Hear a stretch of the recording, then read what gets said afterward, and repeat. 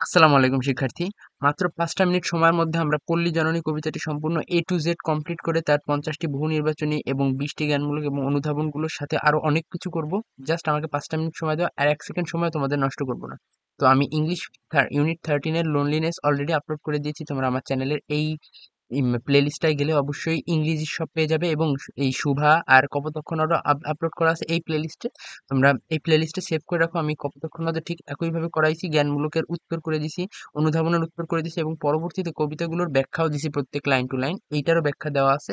তো আমরা আজকে এইটার ক্লাস শুরু করছি। দেখো, পল্লী জননী কবিতায় কোথায় কখন কানাকুয়া ডাকে, রাতে বাঁশবনে কানাকুয়া ডাকে, রুগ্ন ছেলেটিকে পল্লী জননীকে সাত নারী শিকা ভরে কি রাখতে বলেছে, ট্যাপার মোয়া। পল্লী জননী ছেলের সুস্থতার জন্য কোথায় মোমবাতি মানে, মসজিদে, আল্লাহর ঘরে মানে বা মসজিদে মানে। পল্লী জননী কবিতার মূল কথা কোনটি, অপস্নেহের অনিবার্য আকর্ষণ।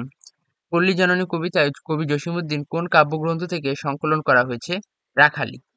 পল্লী জননী কবিতাটির রচয়িতা কে, জসীমউদ্দীন। পল্লী জননী কবিতায় কোথায় বসে রয়েছেন, রুগ্ন ছেলে শিয়রে। মা কোথায় বসে রয়েছেন হবে, এটা রুগ্ন ছেলে শিয়রে মা বসে রয়েছেন। পল্লী জননী কবিতায় কবি নিবু নিবু প্রদীপ ঘুরে ঘুরে জ্বলছে, রুগ্ন ছেলে শিয়রে। পল্লী পল্লী পল্লী জননী কবিতায় এদো ডোবা থেকে কিসের দুর্গন্ধ ছড়াচ্ছে, পচা পাতা। পল্লী জননী কবিতার ঘর কেমন, কুঁড়ে ঘরের। কবিতার ঘরের বেড়ার ফাঁক দিয়ে কি আসে, শীতের বাতাস। কবি জসীমউদ্দীনের উপাধি কি, পল্লী কবি। কবি জসীমউদ্দীন কোন কবিতাটি তিনি বিশ্ববিদ্যালয়ে অধ্যয়নকালে প্রবেশিকা বাংলা সংকলনে অন্তর্ভুক্ত হয়, কবর। কবর অত্যন্ত দুঃখজনক এবং খুবই মর্মান্তিক একটা কবিতা। যদি পড়ে থাকো তোমরা বুঝতে পারবে ওটা কেমন কবিতা। কবি জসীমউদ্দীনের কোন কাব্যগ্রন্থ বিভিন্ন দেশে বিদেশি ভাষায় অনূদিত হয়েছে, নকশিকাঁথার মাঠ। কবি জসীমউদ্দীনের রচিত ভ্রমণ কাহিনী হচ্ছে চলো মুসাফির। কবি জসীমউদ্দীন সম্মানসূচক ডিলিট উপাধি প্রদান করেন বিশ্বভারতী বিশ্ববিদ্যালয় থেকে, ডিলিট উপাধি পান। কবি জসীমউদ্দীন কত সালে মৃত্যুবরণ করেন, ১৯৭৬ সালে মৃত্যুবরণ করেন সে। পল্লী জননী অন্ধকার রাতে জেগে রয়েছেন কেন, ছেলের অসুস্থতার কারণে। মা জেগে রয়েছেন, ছেলে অসুস্থ তাই। পল্লী জননী কবিতা মা কি ছেলের শিয়রে বসে কি করছেন, ছেলের নানান ঘটনা ভাবছেন, ছেলে কোন সময় কি চাইছে, কি করতে চাইছে, এইসব ভাবতেন। পল্লী জননী কবিতায় ছেলেটি শুয়ে থাকতে ভালো লাগে না কেন, অসুস্থতার কারণে। আসলে ছোট মানুষ অসুস্থতার কারণে শুয়ে থাকতে ভালো লাগে না। পল্লী জননী কবিতায় পাণ্ডুর গালে চুমু খায় কেন, মমতায়। দূর বন থেকে সাঁঝের বেলায় বাড়ি ফেরায় পল্লীজননী ছেলেকে কি বলে গালি দেয়, মুখ পোড়া বলে গালি দেয়। পল্লী জননী ছেলের ছোটখাটো বায়না মেটাতে পারেনি কেন, অভাবের কারণে। একবার মেলায় যাইতে চাইছিল, সে মেলায় যায় পুতুল কিনতে চাইছিল, সেগুলো কিনতে পারেনি। পল্লী জননী কবিতায় ছেলেটি আড়ং-এর দিনে মায়ের কাছে কি কিনতে চাইছিল, পুতুল কিনতে চাইছিল। আড়ং মানে কিন্তু মেলা, ঠিক আছে। পল্লী জননী কবিতায় কিসের হুতুম ডাকছে, কোথায় হুতুম ডাকছে, ঘরের চালে। পল্লী জননী দূরে দূরে করে ওঠেন কেন, হুতুম তাড়াতে। দূর দূর করে ওঠেন মানে পল্লী জননী বলতে মা। মা কেন দূর দূর করে ওঠেন, হুতুম তাড়াচ্ছিল, কারণ তার ঘরের টিনের উপরে কে হুতুম ডাকছিল। কোথায় বিহারিণী রাহুক ডাকে, এটা পচা ডোবায়।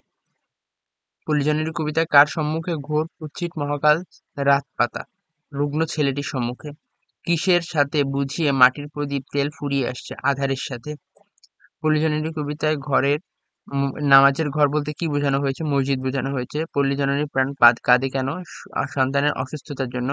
কিসের বাতাস সুপারির বন হেলে পড়েছে, বাদুর পাখার বাতাসে সুপারির বন কি করেছে, হেলে পড়েছে।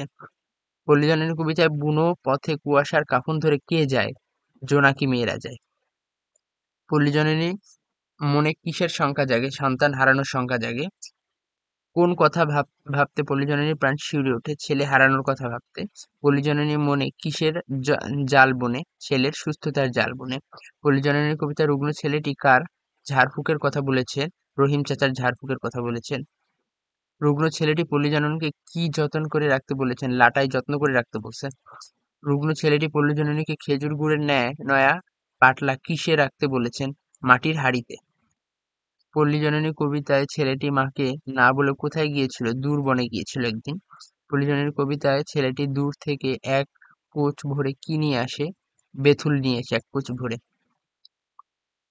কবিতা অনুযায়ী কার মতো মমতাময়ী আর কেউ নেই, মায়ের মতো। পল্লী জননী ঘরের বেড়ার ফাঁক দিয়ে শীতের বায়ু আসে, পল্লী জননী দরিদ্র হওয়ায় আর কুঁড়ে ঘরের বেড়া ভাঙা থাকার কারণে। এই দুইটা হচ্ছে উত্তর। এখন আমরা কয়েকটা জ্ঞানমূলক দেখি।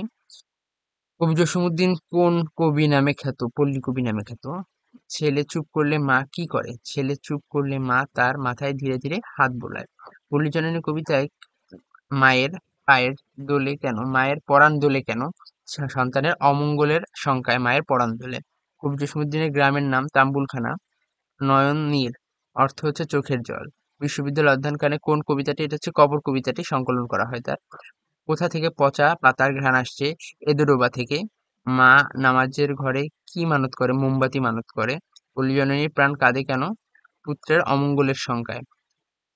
ছেলে ট্যাপার মোয়া বেঁধে কিসে ভরে রাখতে বলেছে?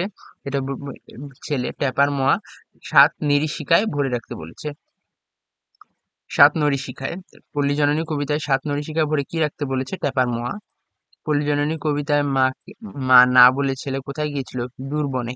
দূরবনে গিয়েছিল একদিন। কবিতায় কোন ফলের কথা বলা হয়েছে? বেথুল ফল নিয়ে এসেছিল একদিন। ঘরের চালে কি ডাকে? হুতুম ডাকে।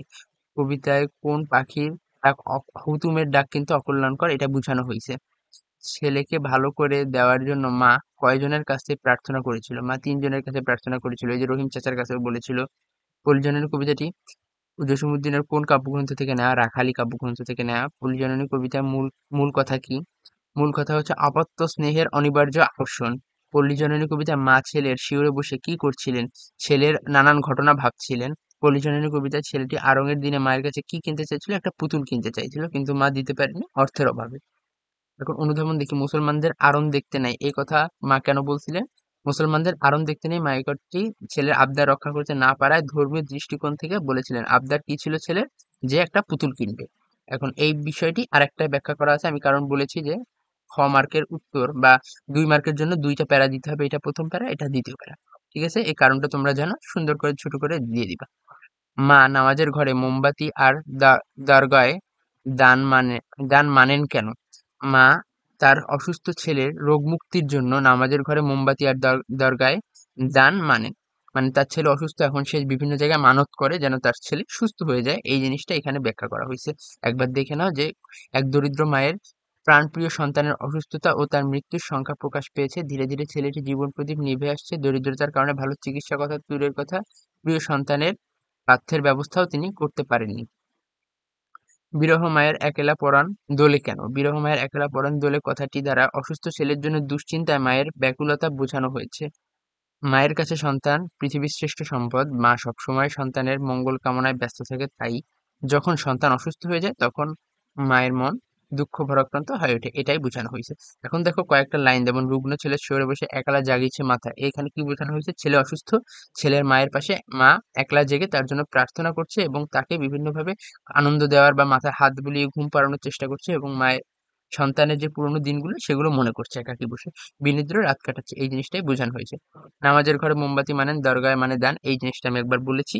দেখো উপরে, বাঁশবনে বসি ডাকে কানাকুয়ো রাতের আঁধার ঠেলে, মানে কি বোঝানো হয়েছে? বাঁশবনে কানাকুয়ো ডাক অশুভই ইঙ্গিত করে, মায়ের মনে কুসংস্কার কাজ করছে, তাই তিনি মনে করেন এই ডাক সন্তানের আসন্ন বিপদের ইঙ্গিত দিচ্ছে।